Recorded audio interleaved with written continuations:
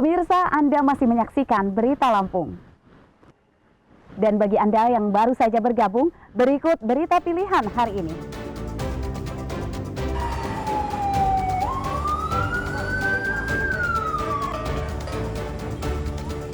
Kebakaran bangunan bekas warung di Metro menewaskan seorang juru parkir yang sedang tidur di dalamnya.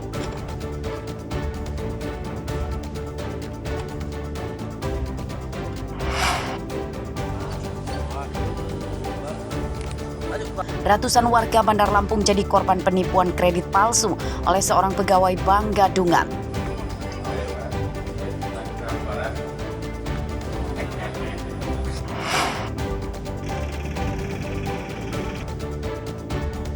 Jembatan di Jalan Lintas Tengah Sumatera Waikanan ambles, lalu lintas truk bermuatan lebih dari 28 ton dialihkan ke jalur lain.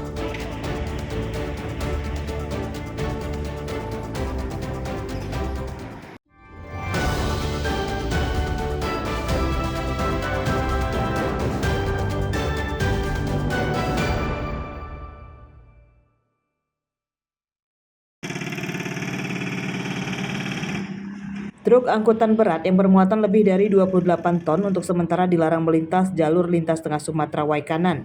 Aturan diberlakukan akibat jembatan di Desa Tanjung Raja Giham, Kecamatan Belambangan Umpu, rusak dan kini sedang diperbaiki. Jembatan hanya dilewati satu kendaraan saja. Kendaraan dari dua arah harus bergantian saat melintasi jembatan yang sedang diperbaiki. Menurut petugas, jembatan rusak akibat ambles di bagian tengahnya. Lantai jembatan kini sedang dibongkar oleh petugas dari Balai Pelaksana Jalan Nasional atau BPJN. Perbaikan jembatan diperkirakan hingga 31 Oktober mendatang dan selama itu pula truk bermuatan lebih dari 28 ton dilarang melintasi jalur ini. Laporkan untuk jembatan yang rusak di Desa Waigiham, Kecamatan Belambangan Umpu, memang dalam saat ini sedang dalam pelaksanaan perbaikan. Ini sedang kita perbaiki. Itu dilaksanakan selama 1 bulan dari tanggal 29 September sampai dengan 31 Oktober 2025. Dilaksanakan selama 1 bulan. Ya, kami menghimbau terkait dengan arus lalu lintas untuk maksimal batas muatan 28 ton. Memang untuk kondisi jembatan bisa dilalui, tetapi untuk di atas 28 ton saya himbau untuk jangan melintas terlebih dahulu karena jembatan dalam saat ini sedang dalam perbaikan.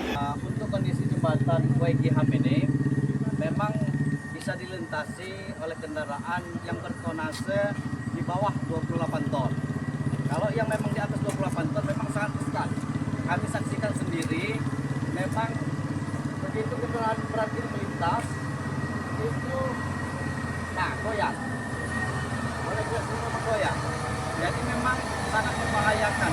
Jembatan yang rusak ini merupakan jalur utama yang menghubungkan Provinsi Lampung dengan Sumatera Selatan melalui Kabupaten Martapura dan Batu Raja. Untuk sementara, truk bermuatan lebih dari 28 ton dari Lampung ke Sumatera Selatan dan sebaliknya diimbau menggunakan jalur lintas Timur Sumatera melalui Bandar Lampung, Tulang Bawang, Mesuji, Sumatera Selatan. Ardio Haba melaporkan dari Waikanan.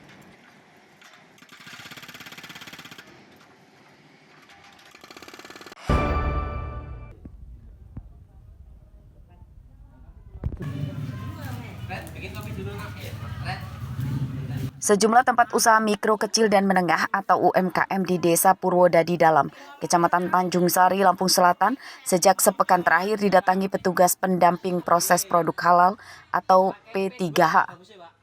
Mereka mengecek langsung perizinan, kelayakan, dan produk UMKM untuk keperluan dibuatkan sertifikat halal. Di antaranya yang didatangi petugas P3H adalah tempat usaha pembuatan mie cepet. Pengusaha mie cepet menyatakan selama ini belum mengurus sertifikat halal pada produk jualannya karena tidak tahu prosedurnya. Ia pun kini gembira setelah petugas datang bahkan tidak dipungut biaya untuk mendapatkan sertifikat halal pada produknya. Dengan memiliki sertifikat halal, diharap produknya bisa lebih laris. Bagi saya memang penting membuat sertifikasi halal supaya para konsumen percaya dan kasih halal itu sangat penting. Bahwasanya untuk para konsumen pun agar percaya pada produk kami, merasa aman mengkonsumsi bahan-bahannya alami, cuma tapioka dan bumbu dapur saja. Tapi emang nggak ada pengawet-pengawet ya kan? Nggak ada, Pak. Rupanya bagus sih, apalagi program ini gratis, supaya bisa menyeluruh ke UMKM seluruh Indonesia. Terkait dengan sertifikasi penerbitan produk halal bagi warga kami. Dan tentunya produk yang dipasarkan melalui ada UMKM tahu, pembuatan tahu tempe, ada oncom, dan ada bakmi atau mie cepet. Ini harapan kami biar masyarakat luas selain daripada wilayah Kecamatan Tanjung Sari, secara umumnya Lampung Selatan, bahkan di luar Lampung Selatan, di luar Provinsi Lampung dapat bisa mengenal produk daripada usaha dari warga kami. Di Desa Purwodadi Dalam, Kecamatan Tanjung Sari, Lampung Selatan, terdapat 30 UMKM yang sedang mengurus sertifikat halal. Mereka yakni pengusaha mie cepet, tahu, tempe, hingga oncom. Fungsi sertifikat halal untuk memberikan jaminan kehalalan suatu produk bagi konsumen muslim, menciptakan rasa aman dan nyaman, serta jadi bukti legal bahwa produk tersebut sesuai dengan syariat Islam dari bahan baku hingga proses pembuatannya. Arsadi Saputra melaporkan dari Lampung Selatan.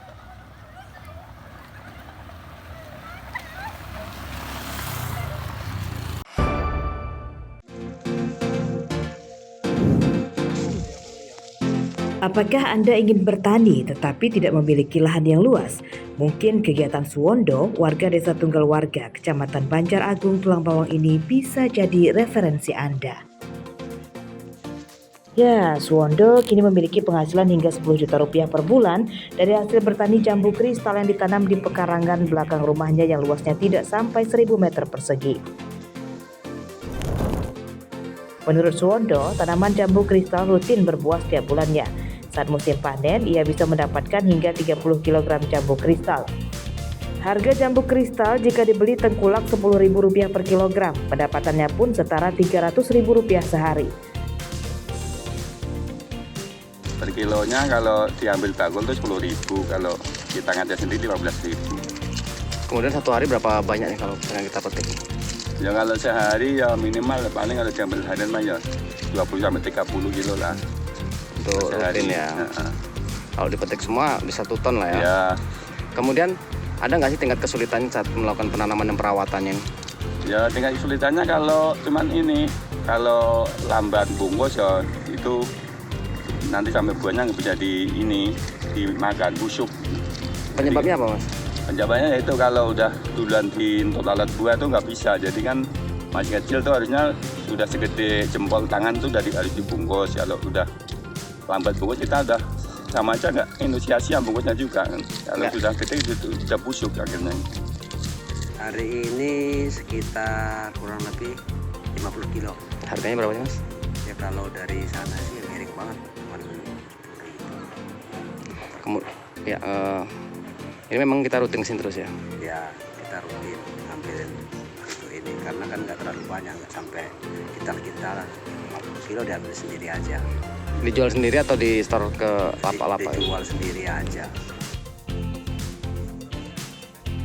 Menurut Suwondo, panen pertama jambu kristal dari awal masa tanam sekitar 1 tahun. Perawatan tanaman jambu kristal sama dengan jambu batu jenis lainnya dan tanaman lebih kebal hama. Selain bisa ditanam di lahan dengan luas terbatas, keuntungan lainnya adalah bisa tumpang sari dengan tanaman sayur mayur seperti cabai dan tomat. Mustaqim melaporkan dari Tulang Bawang.